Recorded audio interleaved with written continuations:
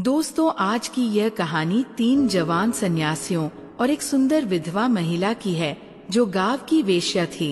यह कहानी रहस्य, रोमांच और बदलाव से भरी हुई है। कैसे इन सन्यासियों की मुलाकात इस महिला से होती है और कैसे यह कहानी एक अनोखे मोड़ पर पहुंचती है, जानने के लिए इसे अंत तक जरूर सुने। पुराने समय की बात है जब सत्य की खोज में 3 सन्यासी देश देशांतर की यात्रा कर रहे थे। उनकी उम्र 35 से 40 वर्ष के बीच थी और वे तपस्वी जीवन जीते थे। वे भोजन के लिए गांव-गांव भिक्षा मांगते और बदले में लोगों को जीवन के सच्चे मार्ग के बारे में उपदेश देते। उनका एक ही उद्देश्य था, सत्य की खोज, जो हर मनुष्य को अपने जीवन में करनी चाहिए। एक बार की बात है, गर्मियों की एक दोपहर में, जब सूर्य अपने तेज प्रकाश से पृथ्वी को झुलसा रहा था, तीनों सन्यासी पगडंडियों से गुजरते हुए एक छोटे से गांव की सीमा पर पहुँचे। ये गांव अपेक्षाकृत छोटा था। यहाँ गिने चुने घर थे और चारों ओर हरियाली फैली हुई थी। गांव के लोग सीधे साधे और आशावादी थे। वे अपनी जीविका के लिए कृषि पर निर्भर थे और दिन भर खेतों में मेहनत करते सन्यासियों ने गांव में प्रवेश किया और भिक्षा मांगने लगे। वे एक एक घर जाकर भिक्षा देही कहकर अन्न और जल मांगते। गांव के लोग श्रद्धा से उन्हें भोजन देते और उनके उपदेश को ध्यान से सुनते। कुछ लोग अपनी समस्याएं भी उनसे साझा करते, जिनका सन्यासी धैर्य पूर्वक समाधान बताते। धीरे धीरे पूरे गांव में उनकी भिक्षा पूरी हो गई। लेकिन गांव के एक कोने में एक झोपड़ी थी जो सबसे अलग थी। वो गांव के अंतिम छोर पर खड़ी थी और वहाँ कोई जाता नहीं था। भिक्षा के दौरान एक सन्यासी ने एक ग्रामीण से पूछा, भाई, यह झोपड़ी किसकी है? हमने पूरे गांव से भिक्षा ले ली, लेकिन इस घर से नहीं। ग्रामीण का चेहरा अचानक गंभीर हो गया। उसने धीरे से कहा, बाबा जी, उस झोपड़ी में मत जाइए, वो आपके लायक स्थान नहीं है। सन्यासी ने आश्चर्य से पूछा, ऐसा क्यों? वहाँ कौन रहता है? ग्रामीण ने संकोच से कहा, वहाँ एक विधवा स्त्री रहती है, लेकिन अब वह एक वेश्या बन चुकी है। गांव के सभी पुरुष रात में उसके पास जाते हैं। वो अत्यंत सुंदर है और जिसने भी उसे देखा वो खुद को रोक नहीं सका। उसकी काली गहरी आँखें और आकर्षक शरीर किसी को भी मुंह में डाल सकता है। तीनों सन्यासी ग्रामीण की बात सुनकर एक दूसरे की ओर देखने लगे। उन्होंने एक दूसरे को इशारा किया और उनमें से एक ने कहा, ठीक है, हम वहाँ नहीं जाएंगे। ग्रामीण संतुष्ट होकर चला गया। लेकिन सन्यासियों के मन में जिज्ञासा जाग उठी। वे सोचने लगे, क्या सच में इस महिला का सौंदर्य इतना प्रभावशाली है? क्या यह केवल उसकी सुंदरता का आकर्षण है या कुछ और? आखिरकार तीनों ने निर्णय लिया कि उन्हें इस महिला से मिलना चाहिए। वे देखना चाहते थे कि वो कैसी है और क्या वास्तव में उसका आकर्षण इतना शक्तिशाली है कि कोई भी उसके वश में हो जाए। वे धीरे धीरे झोपड़ी की ओर बढ़ने लगे।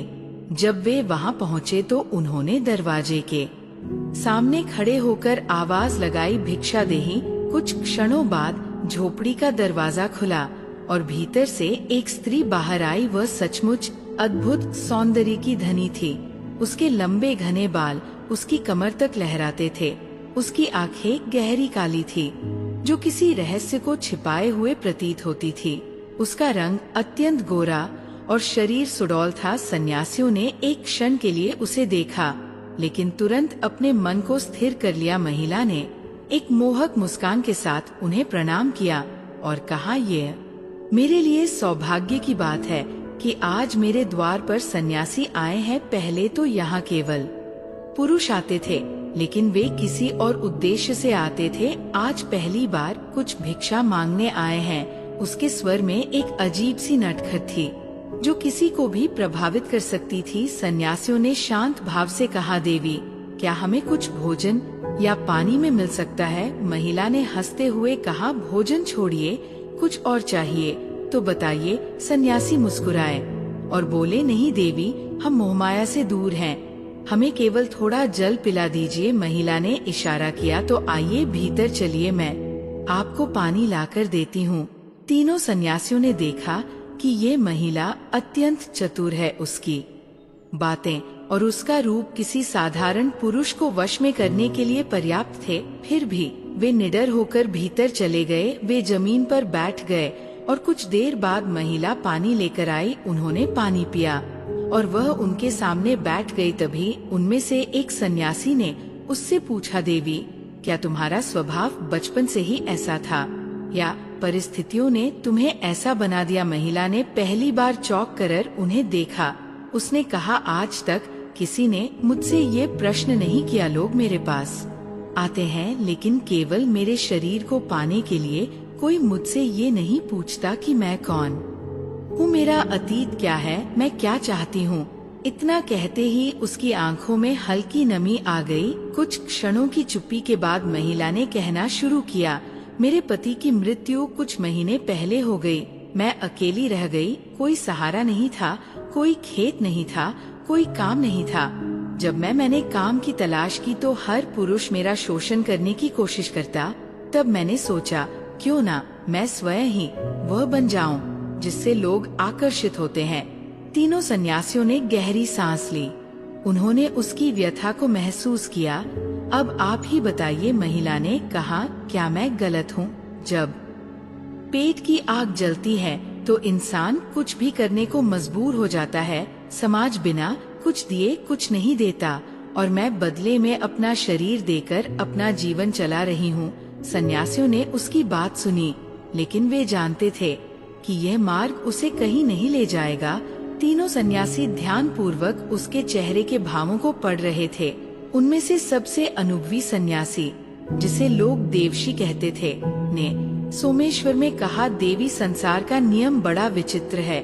ये वही समाज है जो पहले किसी अबला का शोषण करता है और फिर उसी पर उंगली उठाता है।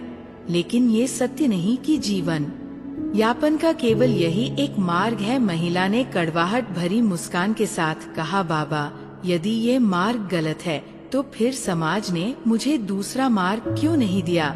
जब मेरे पति की मृत्यु हुई तब क्या कोई मेरा सहारा बना? नहीं, तब सबने मुझे बस एक वस्तु की तरह देखा। तीनों सन्यासियों ने उसकी पीड़ा को महसूस किया, लेकिन वे जानते थे कि किसी भी आत्मा का परिवर्तन एक गहरी प्रक्रिया है। तभी एक और सन्यासी, जिसे महायोगी कहा जाता था, आगे झुका और बोला, देवी, सत्य की खोज में हम तीनों वर्षों से भटक रहे हैं। हमने राजा से लेकर भिखारी तक को देखा है, धनवान से लेकर निर्धन तक को समझा है, परंतु जो सबसे अधिक दुखी होता है वो वह व्यक्ति है जो अपने ही जीवन को समझ नहीं पाता। महिला कुछ कहने ही वाली थी कि अचानक झोपड़ी के बाहर से किसी के तेजी से भागने की आवाज आई। सन्यासी सतर्क हो गए। देवशी ने झोपड़ी का दरवाजा खोला और देखा कि एक व्यक्ति दरवाजे के बाहर खड़ा है। कौन हो तुम? देवशी ने कड़क आवाज में पूछा। वह व्यक्ति सहम गया, लेकिन कुछ क्षणों बाद संकोच से सामने आकर बोला, मुझे क्षमा करे बाबा, मैं इस गांव का रहने वाला हूँ। मैं बस ये देखने आया था। अचानक मेरी चिंता क्यों होने लगी? उसने प्रश्न किया।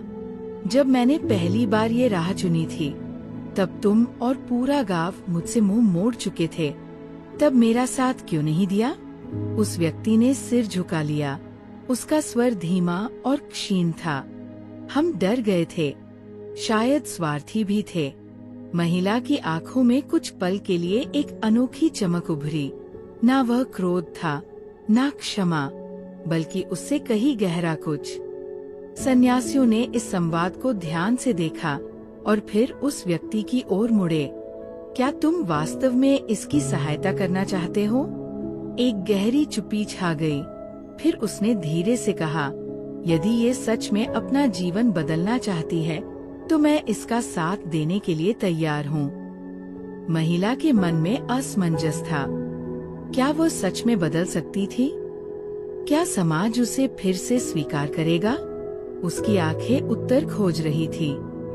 उसने सन्यासियों से पूछा, बाबा, यदि मैं ये राह छोड़ दूं तो क्या लोग मुझे अपनाएंगे? क्या वे मेरा अतीत भूल पाएंगे? महायोगी मुस्कुराए। देवी, जल चाहे जितना भी मैला हो जाए, समय और धैर्य के साथ वह फिर से निर्मल हो सकता है। प्रश्न ये नहीं कि समाज क्या करेगा, बल्कि यह है कि तुम क्या चाहती हो।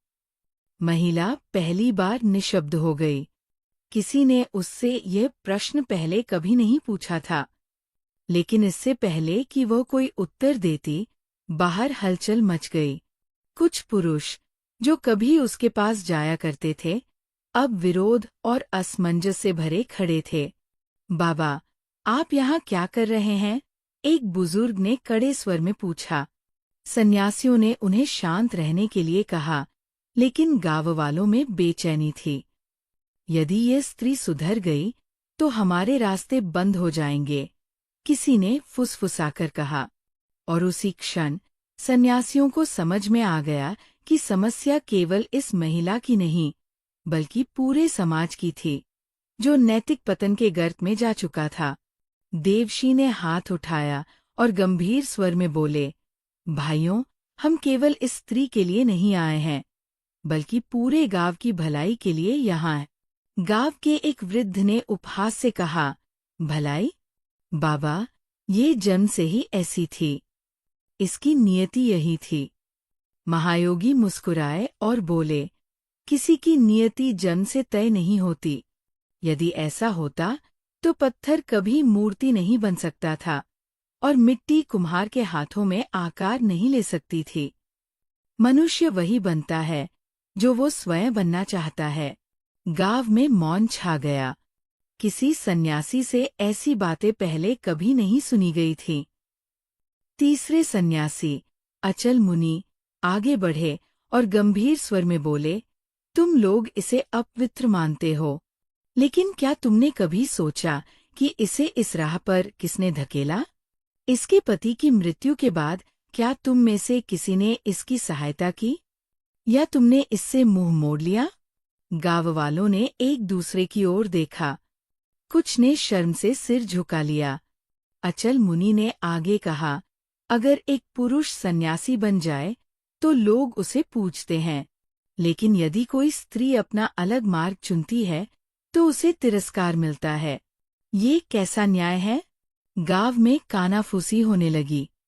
कुछ लोग मानो इस बात से सहमत होने लगे थे। महिला की आंखों में आंसू भर आए। हाथ जोड़कर वो बोली, बाबा, आज पहली बार किसी ने मुझे इंसान की तरह समझा है। मैं अपने अतीत से मुक्त होना चाहती हूँ। कृपया बताइए, मुझे क्या करना चाहिए? महायोगी बोले, देवी, सबसे पहले तुम्हें स्वयं पर विश्वास करना होगा। समाज का भय छोड़ो और अपने लिए एक नई राह चुनो। महिला ने सिर झुका लिया। फिर धीरे धीरे उसने अपने गहने उतार कर सन्यासियों के चरणों में रख दिए और बोली, आज से मैं अपनी पुरानी पहचान छोड़ रही हूँ। मैं अब एक नया जीवन शुरू करूंगी। गांव वाले ये देखकर आश्चर्यचकित रह गए। कुछ को पछतावा हुआ, कुछ के मन में सम्मान जाग उठा। अब देवशी गांव वालों की ओर मुड़े और बोले, अब ये स्त्री नया जीवन शुरू करना चाहती है, लेकिन प्रश्न ये है, क्या तुम लोग इसे स्वीकार करोगे? गांव में फिर से हलचल मच गई। कुछ लोगों ने सहमति में सिर हिलाया, लेकिन कुछ अब भी संदेह में थे। तभी एक वृद्ध किसान आगे बढ़ा और बोला, बाबा, आपने हमारी आंखें खोल दी। यदि यह अपने जीवन को बदलना चाहती है, तो हमें इसे स्वीकार करने में कोई संकोच नहीं होना चाहिए। धीरे धीरे और भी लोग सहमत होने लगे। कुछ युवकों ने कहा, यदि ये महिला मंदिर में पूजा पाठ करना चाहती है, तो हम इसे रोकेंगे नहीं। सन्यासियों के चेहरे पर संतोष की मुस्कान आई। परिवर्तन की प्रक्रिया आरंभ हो चुकी थी।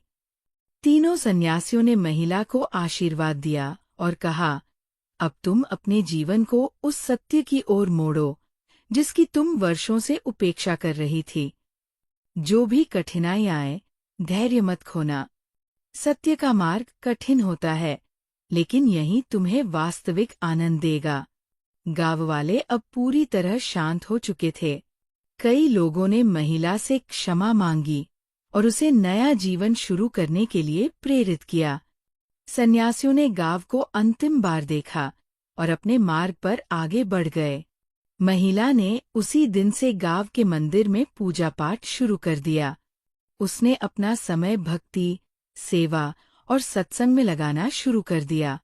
धीरे धीरे गांव के लोग भी उसे स्वीकार करने लगे। जो लोग कभी उसकी ओर गलत दृष्टि से देखते थे, अब वे भी उसका सम्मान करने लगे। गांव की अन्य स्त्रियों ने भी उसमें प्रेरणा देखी। वे समझ गई कि आत्मसम्मान से जीने का दूसरा मार्ग भी हो सकता है, और इस प्रकार एक महिला का निर्णय केवल उसके लिए ही नहीं, बल्कि पूरे गांव के लिए परिवर्तन का कारण बन गया।